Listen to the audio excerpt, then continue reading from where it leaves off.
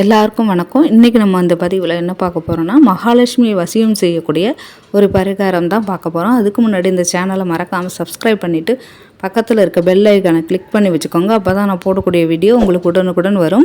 இந்த வீடியோவுக்கு ஒரு லைக் கொடுத்துட்டு பாருங்கள். இப்போ நம்ம வீடியோக்குள்ளே போகலாம். நிறைய பேர் மகாலட்சுமி வீட்டில் வசியமாகி இருந்தால் தான் நம்ம வீட்டில் பணப்பழக்கம் அதிகமாக இருக்கும். அதாவது மகாலட்சுமி வாசம் செய்வதற்கு உண்டான சில பரிகாரங்களை நம்ம வீட்டில் செய்தால் தான் நம்ம வீட்டில் மகாலட்சுமி வாசம் செய்வாங்க. சில நேரங்களில் நம்ம வீட்டில் பணப்பற்றாக்குறை ஏற்பட்டு கடன் கஷ்டம் நம்ம வீட்டில் நிம்மதியே இல்லாமல் இருக்கும். பணம் எவ்வளோதான் நம்ம சம்பாதிச்சாலும் அது இல்லாமல் போகும். அதுக்கான ஒரு சின்ன ரெமெடி தான் இது. ஈஸியாக பண்ணிடலாம். வெள்ளிக்கிழமை அன்னைக்கு மாதுளம்பழத்தை மகாலட்சுமிக்கு நீங்கள் படைச்சிட்டு, அந்த மாதுளம்பழத்தை நீங்கள் வீட்டில் உள்ள எல்லாரும் பிரசாதமாக நீங்கள் சாப்பிடணும். இந்த மாதிரி நீங்கள் மாதுளம்பழத்தை வெள்ளிக்கிழமை அன்னைக்கு நீங்கள் படைச்சிட்டு மகாலட்சுமிக்கோ இல்லை அன்னபூர்ணி தாயாருக்கோ நீங்கள் மாதுளம்பழத்தை நீங்கள் படைச்சிட்டு வீட்டில் உள்ளவங்க எல்லாருக்கும் கொடுத்துட்டு நீங்களும் சாப்பிட்டுட்டு வந்துகிட்டே இருந்தீங்கன்னா மகாலட்சுமி உங்கள் வீட்டில் வாசம் செய்வாங்க. இந்த ஒரு பரிகாரத்தை நீங்கள் பண்ணுங்கள், நம்பிக்கையோடு பண்ணுங்கள். கண்டிப்பாக இந்த பரிகாரம் கண்டிப்பாக பலிக்கும். அடுத்து என்ன பரிகாரம்னா, ரோஸ் கலர் பட்டு துணியில் 6 ஏலக்காய், இல்லை ரோஸ் கலர் பட்டு துணி அல்லது ஒயிட் கலர் பட்டு துணி, இந்த 2 தான் எடுக்கணும். வேறு எந்த பட்டு துணியும் எடுக்காதீங்க. ரோஸ் அல்லது வெள்ளை கலர் பட்டு துணி. இந்த பட்டு துணியில் ஒரு 6 ஏலக்காயை நல்லா இடித்து அதில் நீங்கள் ஒரு மூட்டையாக கட்டிக்கிறீங்க. இந்த மூட்டையாக கட்டின இந்த ஏலக்காயை என்ன பண்ணணும்னா, மகாலட்சுமி முன்னாடி வச்சு நீங்கள் பூஜை பண்ணிவிட்டு, வெள்ளிக்கிழமை அன்னைக்கு நீங்கள் பூஜை பண்ணிவிட்டு அதை என்ன பண்ணுங்கள், வடகிழக்கு மூலையில் ஒரு இடத்துல கட்டி விட்டுருங்க. இந்த ஏலக்காய் வாசனைக்கு மகாலட்சுமி வாசம் கண்டிப்பாக வசியமாவாங்க. கண்டிப்பாக உங்கள் வீட்டில் மகாலட்சுமி வாசம் செய்வாங்க. இதை வெள்ளிக்கிழமை அன்னைக்கு நீங்கள் பண்ணுங்கள். அடுத்த வெள்ளிக்கிழமை அன்னைக்கு மாற்றிடுங்க. அடுத்ததாக என்ன பரிகாரம்னா, மகாலட்சுமி வாசம் செய்யக்கூடிய அடுத்த பொருள் என்னென்னா, இந்த பால், நம்ம பால் சுவாமிக்கு நெய்வேத்தியமாக படைப்போம்.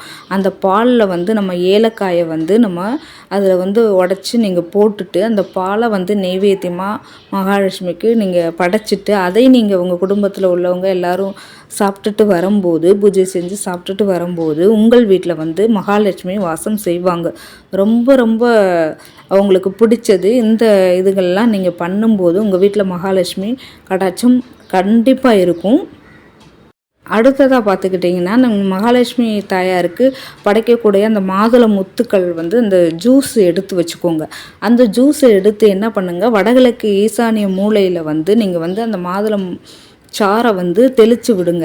இந்த மாதிரி வெள்ளிக்கிழமை எனக்கு அந்த வடகிழக்கு ஈசானிய மூலையில் நீங்கள் தெளித்து விடும்போது உங்களுக்கு மகாலட்சுமி வசியம் ஏற்பட்டு நல்ல ஒரு பணப்பற்றாக்குறை தீர்ந்து நல்ல ஒரு பணப்பழக்கம் இருக்கும். வீட்டில் துர்சக்திகளே இருக்காது, தெய்வ சக்திகள் நடமாடும்.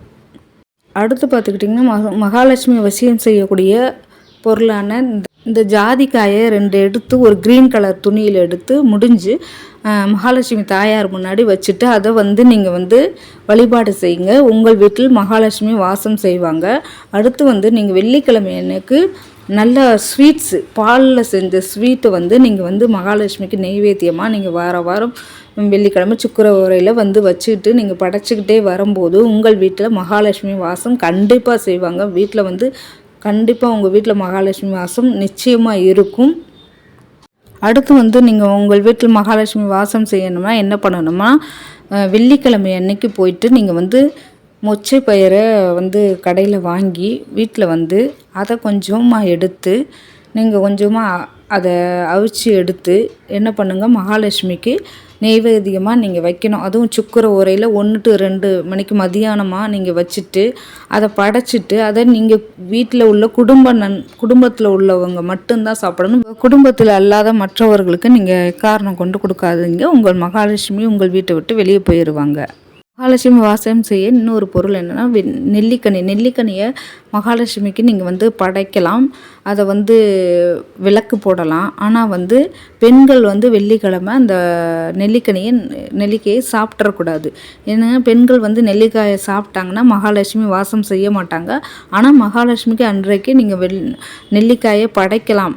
நெய்வேத்தியமாக படைக்கலாம், விளக்கு போடலாம், இதை மட்டும் செய்யலாம். ஆண்கள் சாப்பிடலாம், ஆனால் பெண்கள் சாப்பிடக்கூடாது. அடுத்து பார்த்திங்கன்னா, மகாலட்சுமி வாசம் செய்வதற்கு உங்கள் வீட்டில் வந்து கொட்டைப்பாக்கை வந்து மகாலட்சுமிக்கு படைச்சி வழிபாடு பண்ணுங்க. ஏன்னா கொட்டைப்பாக்கில் வந்து மகாலட்சுமி ரொம்ப பிடித்தமானது, மகாலட்சுமி வாசம் செய்கிறாங்க. அதனால கொட்டைப்பாக்கை வந்து நீங்கள் கூடுமான வரைக்கும் மகாலட்சுமிக்கு நெய்வேத்தியமாக அந்த கொட்டைப்பாக்கை வந்து வழிபாடு செய்ய யூஸ் பண்ணிக்கோங்க. முழுதாக இருக்கிற கொட்டைப்பாக்கு வச்சிங்கன்னா ரொம்ப விசேஷம். இல்லைன்னா இந்த கொட்டைப்பாக்கை நீங்கள் வச்சு வழிபடுங்க. ஆனால் அந்த பாக்கெட்டில் உள்ள பாக்கை வைக்காதீங்க. அடுத்து மகாலட்சுமி வாசம் செய்யக்கூடிய பொருளான மருதாணியை வந்து இலைகளை நீங்கள் அரைச்சி கையில் வந்து மருதாணியாக இட்டுக்கிட்டே வாங்க. கையில் வந்து மருதாணி அழிய நீங்கள் வச்சுக்கிட்டே வந்தீங்கன்னா உங்கள் வீட்டில் வந்து மகாலட்சுமி வாசம் எப்போதும் இருக்கும்.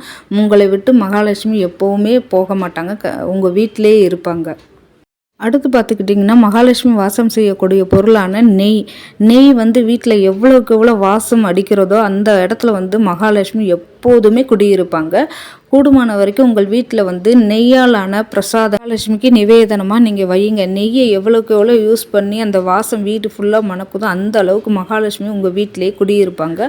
பசும் நெய்யாலான பிரசாதங்களை நீங்கள் வந்து மகாலட்சுமிக்கு நெய்வேத்தியமாக வச்சிங்கன்னா உங்களுக்கு செல்வ செழிப்பு கூடும்.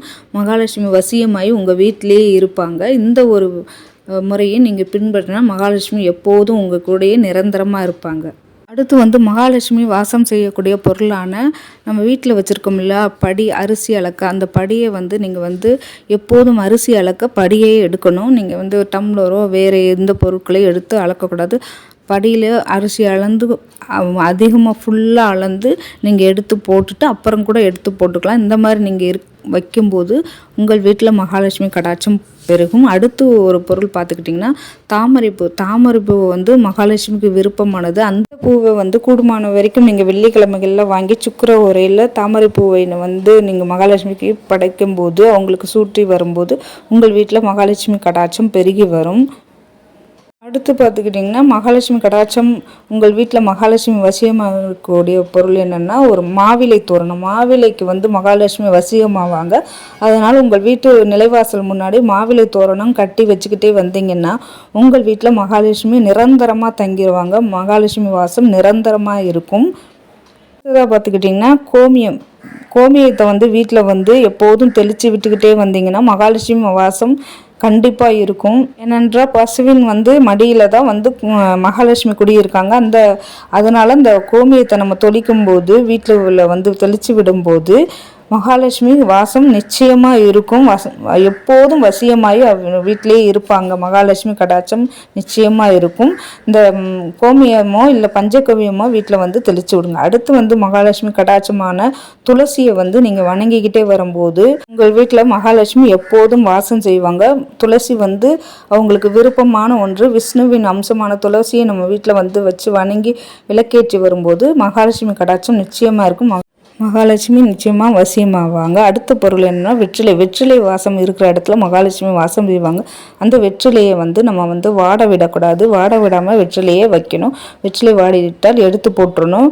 இந்த மாதிரி இருக்கும்போது வெற்றிலை வாசத்துக்கு மகாலட்சுமி வாசம் செய்வாங்க. அந்த வெற்றிலை செடியும் நீங்கள் வந்து வளர்த்துக்கிட்டு அதை வழிபட்டு வரும்போது உங்கள் வீட்டில் வந்து மகாலட்சுமி வசியமாகி வீட்டிலே இருப்பாங்க. அடுத்து வந்து பார்த்துக்கிட்டிங்கன்னா கல்லுப்பு வந்து வீட்டில் எவ்வளோ நிறைவாக எவ்வளோக்கு நிறைய இருக்கோ அவ்வளோக்கு அவ்வளோ மகாலட்சுமி வசியம் ஆகி இருப்பாங்க. கல்லுப்பு இருக்கிற இடத்துல மகாலட்சுமி எப்போதும் நிரந்தரமாக குடியிருப்பாங்க. அதனால் இந்த கல்லுப்பை வெள்ளிக்கிழமையில் சுக்கிர உரையிலையோ இல்லை வெள்ளிக்கிழமையோ வாங்கி அதை வந்து வழிபாடு செஞ்சு நீங்கள் வச்சுக்கிட்டே வரும்போது உங்கள் வீட்டில் மகாலட்சுமி நிரந்தரமாக வாசம் செய்வாங்க. இந்த வீடியோ பிடிச்சிருந்தால் லைக் பண்ணுங்கள், ஷேர் பண்ணுங்கள், சப்ஸ்கிரைப் பண்ணுங்கள். பக்கத்தில் இருக்க பெல் ஐக்கானை கிளிக் பண்ணி வச்சுக்கோங்க. அப்போ தான் நான் போடக்கூடிய வீடியோ உங்களுக்கு உடனுக்குடன் வரும். நன்றி, வணக்கம்.